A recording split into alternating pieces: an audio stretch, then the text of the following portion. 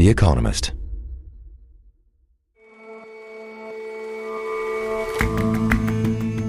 Hello and welcome to The Intelligence from The Economist. I'm Jason Palmer.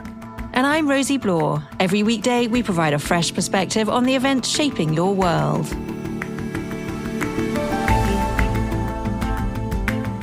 During the Second World War, Ukrainian insurgents killed thousands of Polish citizens. The countries are now allies, but Poland accuses Ukraine of playing down the massacre, and the row continues over where the bodies are buried. And if you've had a baby, you'll know that everyone wants to offer advice. Now all the brands are getting in on it too, with new tech, new kit, and extra special supremely exclusive $7,000 prams. Yes, really. Our correspondent inspects the baby business.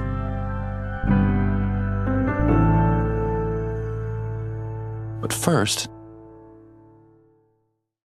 the U.S. will take over the Gaza Strip, and we will do a job with it, too. We'll own it and be responsible for dismantling all of the dangerous unexploded bombs and other weapons on the site, level the site and get rid of the destroyed buildings, level it out. Donald Trump had been floating a vague version of this plan for a few days. 2 million Palestinians would just clear out, making way for a development like just another New Jersey casino. Create an economic development that will supply unlimited numbers of jobs and housing for the people of the area. Well, not the people of the area. They're supposed to just go away, to be warmly welcomed in neighboring countries. Everybody I've spoken to loves the idea of the United States owning that piece of land. He's gonna need to speak to more people.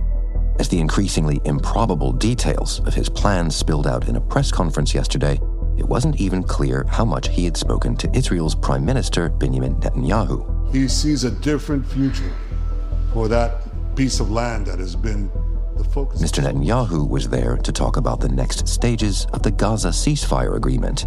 But watch the press conference. He was seemingly, suddenly, on the back foot. He has a different idea, and I think it's worth paying attention to this. Maybe it is, maybe it isn't. Often the way with Mr. Trump's musings. But from Mr. Netanyahu's perspective, this one may be throwing him a lifeline. To be honest, most people listening, whether it's us as journalists and certainly politicians and leaders here in the region, didn't take it very seriously. There was a letter from 5 Arab foreign ministers rejecting the idea. Anshel Pfeffer is our Jerusalem correspondent. But the details he brought up were simply staggering. Nobody had seen that coming. And it sounds like Trump has a whole plan of how to transform Gaza into what he called the Riviera of the Middle East and open it up to the peoples of the world. So, for a start, let's go through some of those details that came out of the blue yesterday. What is he proposing here? So one of the biggest surprises was when Trump suggested that Americans would go in. He didn't actually use the words boots on the ground, but that seemed to be what he was referring to, and take over this massive construction project of clearing out the rubble and unexploded ordnance from this area of over 300 square kilometers. He was quite blunt that other countries would have to take in the Palestinians living currently in Gaza. And then he started rationalizing about these incredible opportunities to make Gaza this pearl on the Med. And for the sake of taking something unserious seriously for a moment, I mean, how plausible is any of this? Well, let's talk first of all about the implications of removing, and everyone's saying voluntarily, but you don't remove 2 million people just like that. Quite frankly, that's ethnic cleansing. It's wrong, and I don't think any country should really be considering such a thing. And then there's the question of, okay, where will these people go? Egypt, which is adjacent to Gaza, has already said very clearly that they won't take in 2 million Palestinians. Other countries which were mentioned by Trump, Jordan and Syria, have said the same.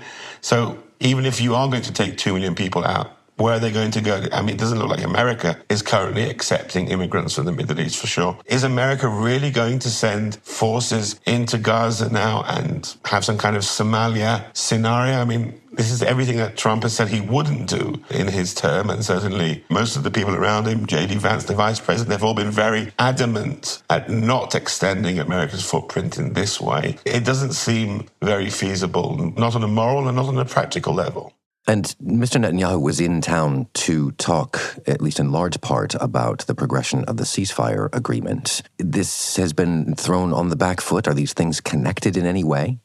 Well, Trump was asked about the ceasefire, about the next stages of the ceasefire. We're still just in the middle of the 6-week first stage, and he seemed quite adamant that the ceasefire should continue. But let's remember the ceasefire includes a third stage after an Israeli withdrawal, where the sides of different players in the region are supposed to discuss the reconstruction of Gaza. This seems to be the Trump plan for that. He's thrown it out there, and we'll have to see what the different players have to say. It's important to note that Netanyahu himself didn't respond to any of these details in his prepared remarks, in his talking points. It wasn't there. When he was asked about it, he was kind of generally positive, saying, well, this is an interesting idea. We should think about it. We should listen to it. The president has incredible vision. He's taken it up to another level, and we should consider these things. But he was very careful not in any way to link himself to this plan, which I thought was quite interesting. Well, quite, because the ceasefire agreement is somewhat politically sticky for Mr. Netanyahu at home, right? He's losing the far-right parts of his coalition because they don't like the sound of it. I wonder how much of this might be a distraction in the way that many of Mr. Trump's pronouncements are. Well, it would certainly be a very useful distraction for Netanyahu, because emptying Gaza of its population is a dream for the far right in Israel. This is something that they want to see happening. So if President of the United States has suddenly put this on the table, they won't be rushing out of Netanyahu's coalition now when this is a possibility. So actually for Netanyahu, this is a political lifeline that those ministers in his government who are threatening to bring down the government if the next stage of the ceasefire takes place, now they have an incentive for staying in, this hope that somehow the Trump plan can be realized. They're already obviously thinking of building settlements in Gaza. This is not what Mr. Trump suggested, but from their perspective, this is something that they would very much like to remain in government to see happen. So for Netanyahu, this is a good thing in the short term. It keeps his coalition afloat at least for a few more months.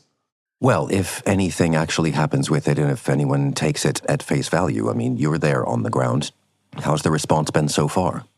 Well, from the far right, there's ecstasy. They see this almost as a biblical prophecy coming true. Bezalel Smotrich, one of the main far-right leaders in Netanyahu's coalition, was tweeting verses from Psalms, thanking both God and President Trump for this wonderful idea. So from that part of the Israeli political spectrum, it's certainly something that they would love to see happening.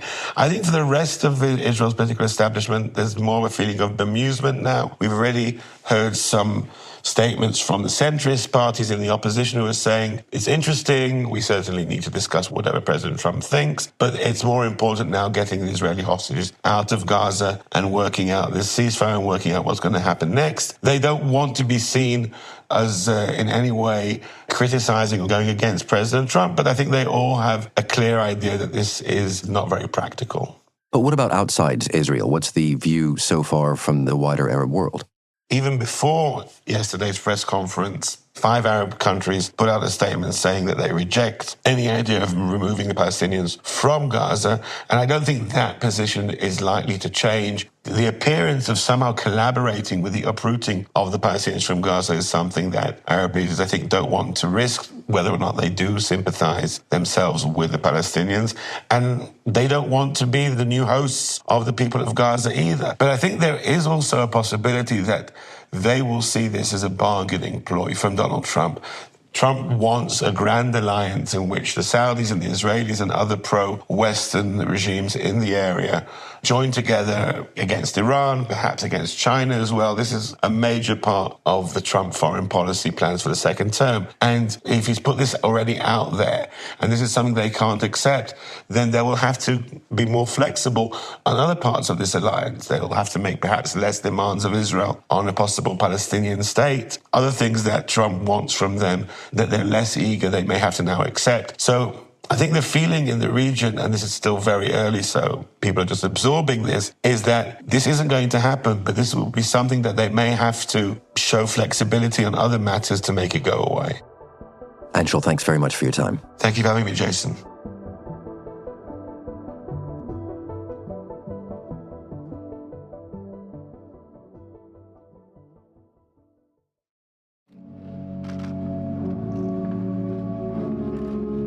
Ukraine's President Volodymyr Zelensky recently hosted a rather strange press conference with Poland's President Andrzej Duda. They began to work. There are special working groups on this issue, and I think that they stay together, work together. It meant that working groups, ministries of culture, and now both presidents are tied up in calming a historical feud that dates back to the Second World War. This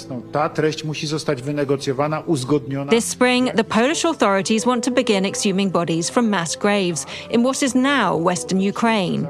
The aim is to shed light on historical events that have never been properly told or commemorated. Because for today, it's very important that we will not have any questions about history. To the outsider, it may seem baffling to focus on a decades-old war that risks destabilizing a critically important alliance between the two countries. But for many Poles and some Ukrainians, the events of the seemingly distant past aren't easily forgotten or forgiven. My producer, Taras, and I were driving through Western Ukraine this winter, looking for signs of an earlier war, a war that precedes the one that Ukraine is fighting today by 80 years or so. Our correspondent Piotr Zalewski went to try and find out why exhuming bodies is so political. We came on a village called Vishnevets, about an hour's drive from Lviv, where we met a lady named Hanna Petrivna,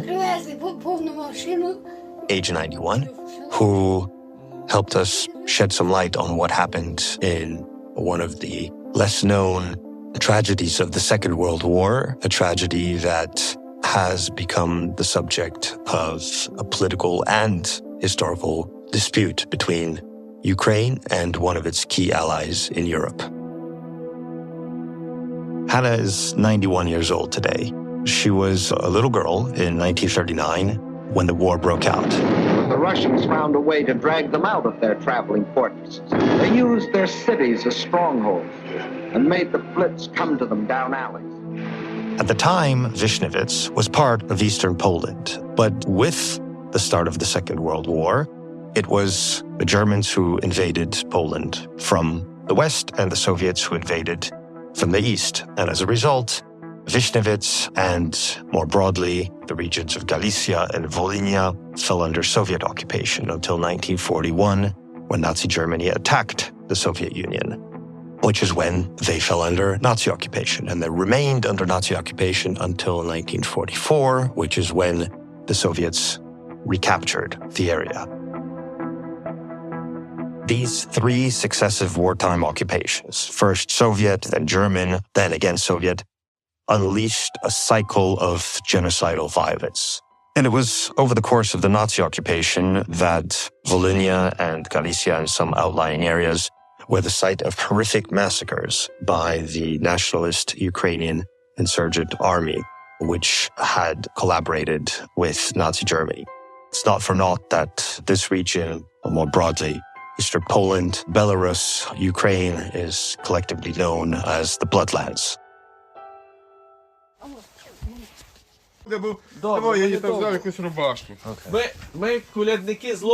So Hanna, who is Ukrainian, was born and grew up in Vishnevets and spent her whole life in the village. We met her at her home.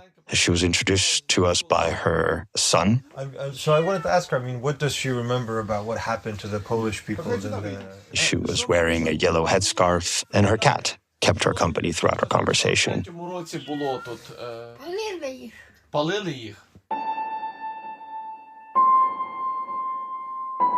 Hanna remembers one day in the winter of 1944 when she was 10 years old. Lorries packed with dozens of Polish civilians pulled up near her home and outside a local Polish church in Vishnevets.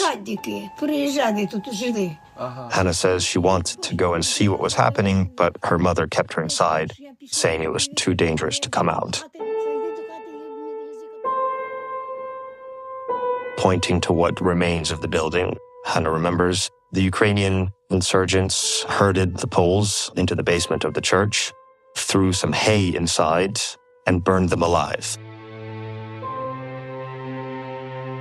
What Hanna had witnessed that day was part of a much wider massacre in which up to 100,000 ethnic Poles had died at the hands of the Ukrainian insurgents and Ukrainian villagers across Volhynia and Galicia in 1943 and the early days of 1944. Polish resistance fighters during reprisal attacks killed thousands of Ukrainians, and the Polish communist government, after the Second World War, deported some 150,000 Ukrainians from eastern Poland. So Poland has long accused Ukraine of playing down the scale of the massacres and impeding the search for victims. Ukraine says the killings were part of a wider conflict with death and mass displacement on both sides. But in Ukraine, and in Western Ukraine in particular, leaders of the Ukrainian insurgents, including Stepan Bandera, the group's ideological leader, have become increasingly popular, especially over the past decade since Russia's annexation of Crimea and its invasion of the Donbass in 2014. On January 1st in Lviv, Bandera's birthday is celebrated by crowds at the enormous monument that remains in the center of the city, a symbol, they argue, of the forebears who fought for Ukrainian independence against the Soviets, even if it meant allying with the Nazis. Ukrainian insurgents fought the Soviets at the end of the Second World War. They fought the Soviets even after the end of the Second World War. And they are, to some extent, a necessary symbol of resistance in a country that is facing renewed Russian aggression. In Poland, meanwhile, the Ukrainian insurgents and Bandera are seen as war criminals. Late last year, some Polish lawmakers tabled a bill that would make it illegal to glorify, quote-unquote, Ukrainian insurgents, and it would in fact make any such glorification a punishable offense. The problem is that neither side seems willing to see things from the other's perspective, and there is obviously more than a grain of truth in each narrative. But awareness of what happened in Volhynia is, as Ukrainian historians themselves acknowledge, is quite low in Ukraine. And if Ukrainians back Bandera, or if they view him in a positive light, it's not because of what happened in Volhynia, but largely despite what happened. Russia invaded Ukraine in 2022. This history, meaning, the Volhynia massacres, the issue of the exhumations, it somehow disappeared from the agenda, which was something I think that also was not appreciated fully in the West. But as time passes, Polish support for Ukraine has been slipping. 87% of Poles favored military aid to Ukraine in 2022. That number has now slipped to 60%. And it seems that the row over the Volhynia massacres and the exhumations is partly to blame.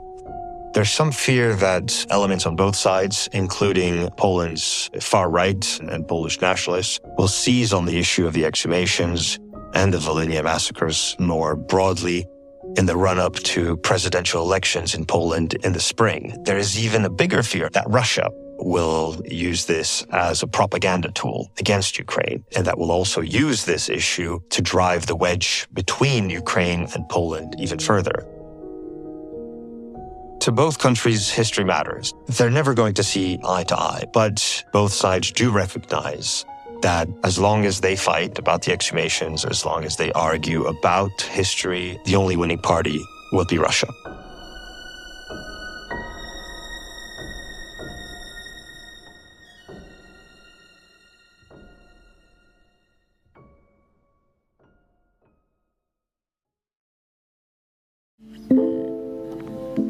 C'est ici que j'ai grandi, et là où tu grandiras, mon fils.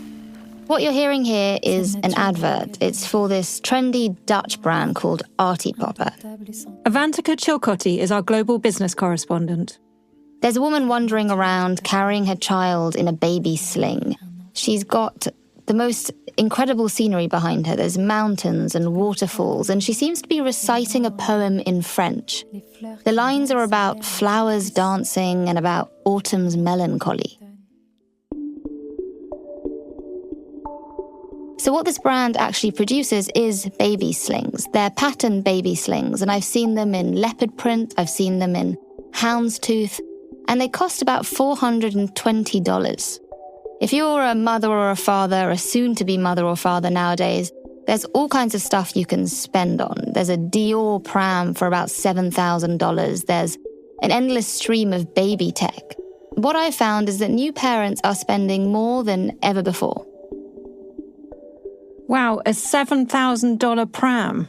You'd be surprised, Rosie. People are just spending a huge amount on their children. The best data we have is on British parents, and it's from an insurer. And it found that there's been a huge jump in the amount that people spend. They're spending over £1,500 in preparation for the arrival of a baby. The data isn't totally up to date, but all signs are that it's going up and up. There's a research house called Mintel, and it counts just how much people spend on disposable baby products. That's things like nappies and wipes. And in America alone, that will be $10.7 billion. That's gone up from $8.5 billion 5 years ago. And bear in mind that the birth rate in America is actually dropping. If you think about FMCG firms, Nestle, Procter & Gamble, they make almost 10% of their revenues from baby products. So this is big business. Avantika, you don't have to spend that much money. So why has spending on baby products gone up so much? There's social pressure. So there's lots and lots of survey data saying that people feel judged when they become parents. It seems to be the one area of life where everyone still seems to think that they can pass judgment on how you're doing things.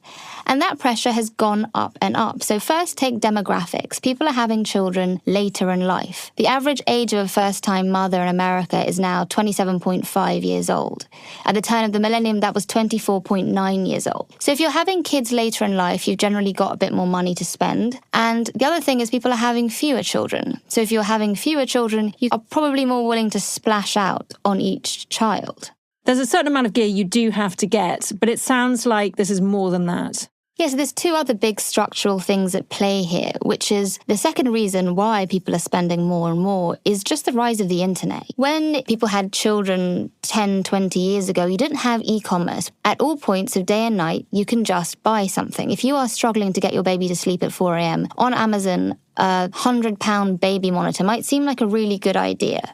You have social media, which means you're constantly flooded by mummy bloggers and daddy bloggers who look very well dressed and very well rested, recommending baby products to you. And then the third thing, and this is, I think, what you're getting at, Rosie, is there's just more you can spend on. Baby tech is absolutely huge. You get these cribs that are electronic and they rock, so they can rock your baby to sleep. You get baby monitors that are actually a sock, that they seem to keep track of your baby's heart rate, sort of oxygen levels. There's all this technology, and my hunch is a generation of millennials and Gen Z who've seen technology solve problems from payments to ride-hailing. They've got to the age where they've had children, and they're coming up with tech solutions to help parents. And with all of these products in front of you as a parent, it's almost impossible not to just throw money at it when you're at a moment of panic or despair.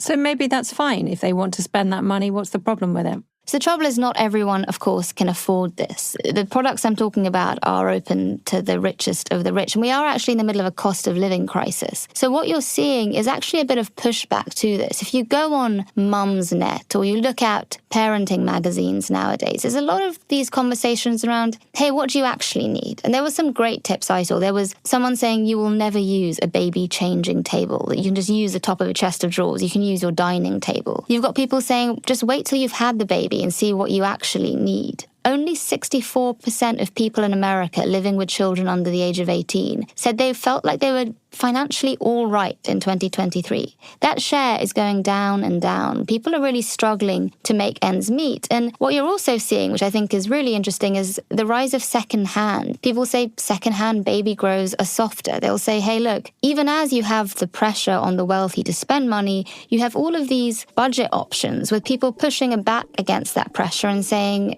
hey, I can be a really good parent without spending thousands of pounds.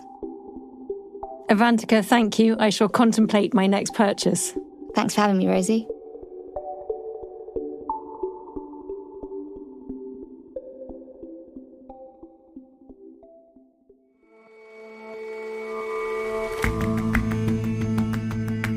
That's all for this episode of The Intelligence. We'll see you back here tomorrow.